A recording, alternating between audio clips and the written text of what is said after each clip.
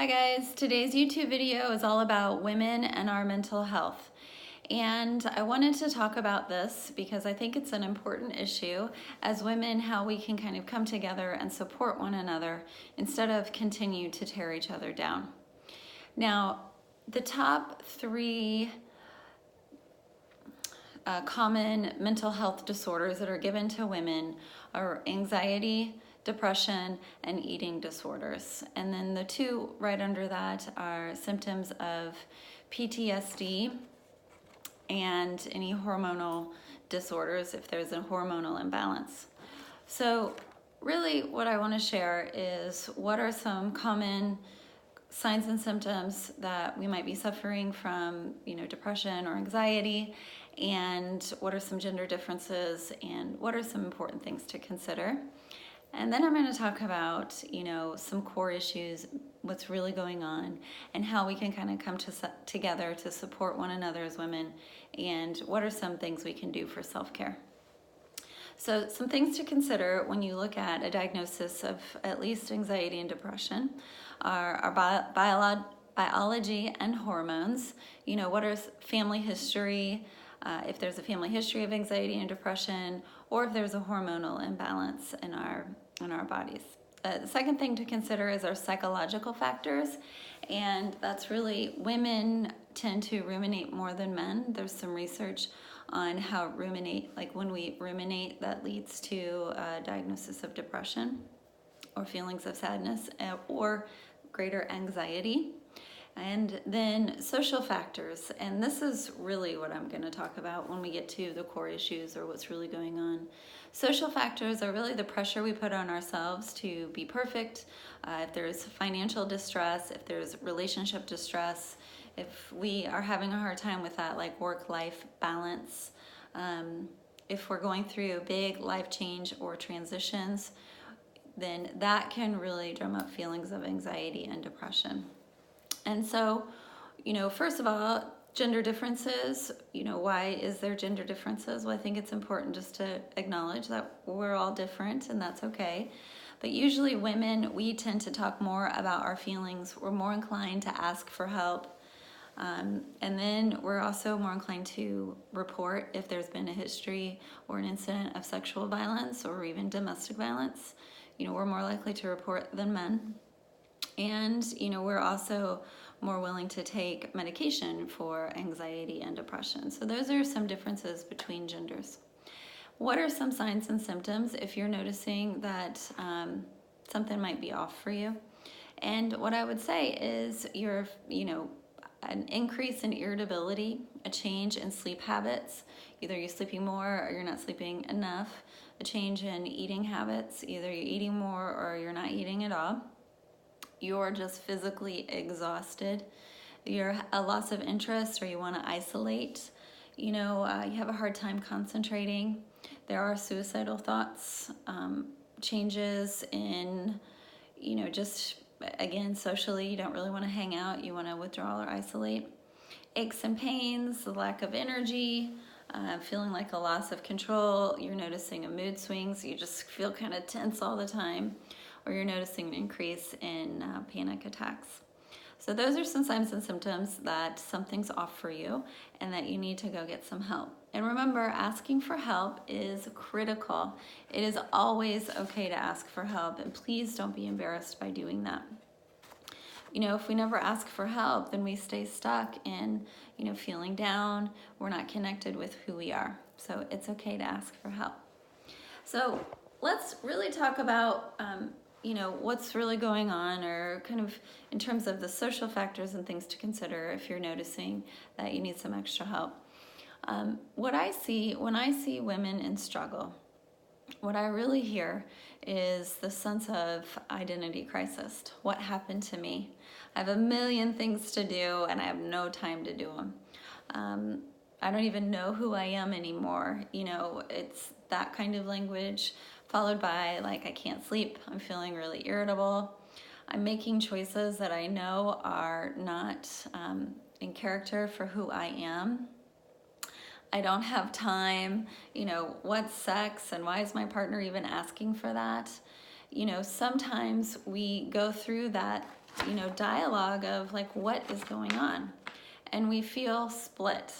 We have this vision of who we want to be or who we remember we are, and then we have this like, but this is what I'm doing right now, and it doesn't feel like who I am. And when we feel split or torn into many different parts at the end of the day, the month, the week, the year, we feel totally disconnected from who we are. And, we just feel like the pressure is too overwhelming, that we feel lost. We do end up making choices that don't honor who we are. We do feel, a sense of depression or anxiety. And so it's, the more we stuff, the more we feel split, the more we don't take time for ourselves or even, ask for help or reach out for connection, those uncomfortable, big feelings of sadness, of depression, of irritability, of anxiety, of panic attacks continue to increase. We put way too much pressure on ourselves. I know there was a time in my life where I had this pressure to be perfect and I wanted to be super mom. And so I was going, and then I crashed. And, how many of us out there have put that pressure on ourselves that everything has to be perfect? And really, perfection equals depression, because there's no such thing as perfection. And when we try to be perfect, then that's when we set our expectations for ourselves like way too high and we crash.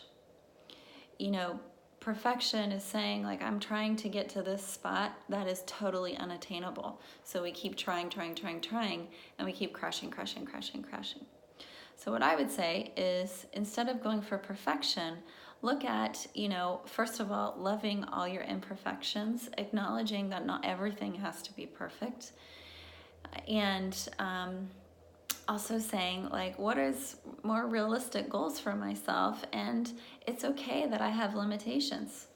It's just honest. We can't do everything, and there is no such thing as super mom. The reality is we're our best moms, wives, partners when we acknowledge our imperfections, when we know our limitations, and when we set healthy boundaries. If we keep trying to be perfect, then we're not being our best selves, because we're in this constant state of, I can't do it, I'm not enough, that negative cycle. However, when we honor like who we really are, we understand what our limitations are, we respect and we put out what our boundaries are, we're able to really be fully present in relationship to our kids, our partners, our spouses, our employees, anything like that. We're better because we're fuller, we feel better, and we feel more connected. And we also are saying to the world, like, this is what I'm able to do and this is what I'm not able to do. We're showing our kids it's always okay to ask for help, and to honor our limitations and not set ourselves up for, something that's not realistic. So I think that's really important. And a lot of times also with this need to be perfect, or just setting these unrealistic expectations for ourselves, when we don't make it, we also jump into shame. And shame, like Brene Brown says, is an emotion that we do have. However, if we stay stuck in it, we stay stuck in that negative cycle.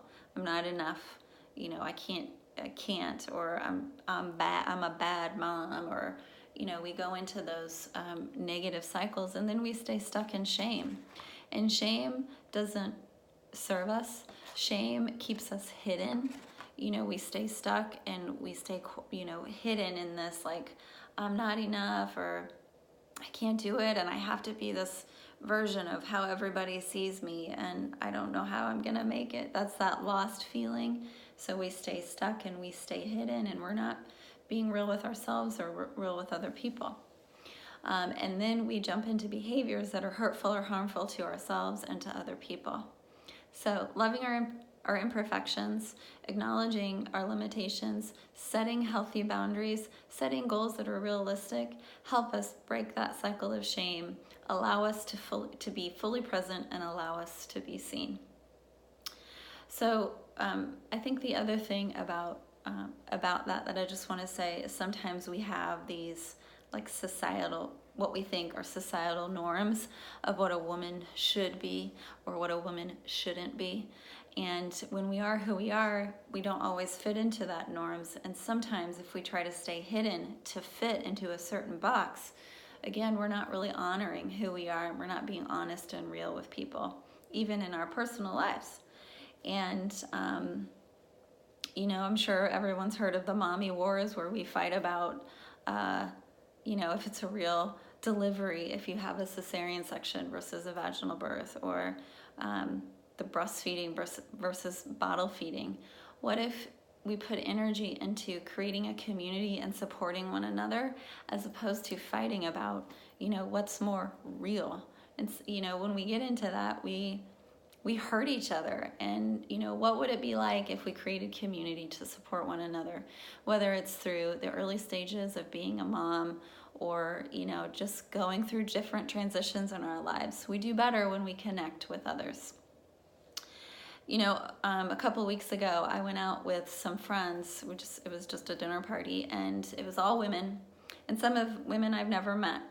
And we all got to talking, and, we were having these different conversations. But as I was sitting in there, I was reflecting on, even though we were in different stages of our lives, we shared connection. If one person was doing this life transition, and maybe I haven't experienced that yet, I still understood some of her struggles and some of her joys. And when we realize that we're connected in ways, or that we understand, it brings us closer together. And we all have similarities even through our different struggles in life. And when we can really support one another, we thrive. We are not alone. And when we try to stay hidden, or we stay stuck in shame, or we try for perfection, or just like I have to be everything, we feel isolated and alone, which is what increases those feelings of anxiety and depression, or even starts the process, or you jump into eating disorders. However, when we ask for help, when we realize that we're similar and different, and we respect and honor that, we are stronger, we're more courageous. We know that we've got other people that have our back, even if we don't know them. And, so what I would say is it's okay to ask for help, and it's so important. And when we connect, again, I know I said it already, when we connect, we thrive. What would it be like if we could create a world or community where we are coming together to support one another instead of fighting with each other? That it's okay to admit that we're in struggle, or that we have hard times, or that there are times when we feel like we can't, take a step forward because of fear, or we don't want to accept like what's right in front of us, even though we need to. If we feel like we've got each other's backs, we feel better. And the pressure to be perfect, or that need to stay hidden, goes away. I say, instead of like taking over and looking down on someone, offer support and connection. Instead of having your guard up and trying to push everyone away because you're afraid, take the risk to be vulnerable. Be courageous, be open, set an example for other women. Embrace and encourage our similarities and differences. And we all come from different shapes or different parts of the world. And what would it be like if we could really just learn from one another? That's important. Connection, self-care, kindness, joy, supporting, walking each other through instead of fighting each other. That does help take away those feelings of I'm in this world alone, I feel anxious, I feel depressed, I feel lost, I'm just going to isolate or withdraw. When we can support one another, we don't feel so alone, we don't feel so lost.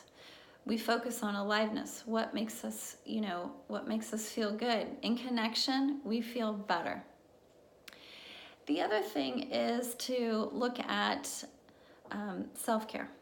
Now, I know I've talked about this in other videos, so I'm just going to briefly talk about it.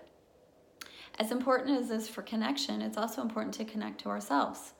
And I say, and I know I said in other videos, but if we never take our car to the gas station, what happens? We run out of gas. And some of us as women, we get out, metaphorically, we put our blinders on and we just push the car to where we think we need to go because we're so busy. What if, we need to find the little things that we can do that help refuel us or, make us feel better. And so in my last video that I did about self-care, it was like 10 practical tips to self-care. And I like being practical because if we're not practical, then we create excuses. Well, I don't have time, but we have time to take 3 deep breaths because we have to breathe, and in those, it's really thinking about in my everyday, I'm not asking to add something to, I'm saying incorporating in things that help us refuel and re-energize. Breathing, those 3 deep breaths, any kind of movement, looking at what are we putting into our bodies, am I eating healthy? I'm not talking about losing weight or anything like that, just am I putting things in my body that help fuel me? Finding your gratitude daily, being out in nature, understanding that it's okay that you're not okay. Positive self-talk. So if my negative voice starts going, I'm going to imagine a stop sign, take a deep breath, and I'm going to say a positive mantra to myself about me that I know to be true.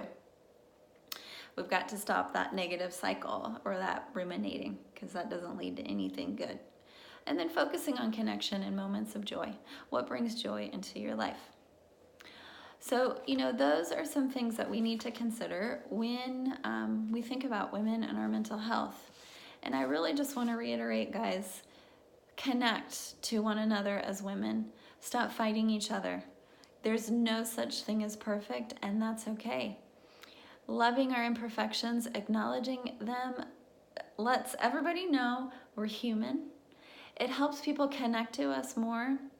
If you think someone is like perfect or up there, it's like intimidating to even talk to them.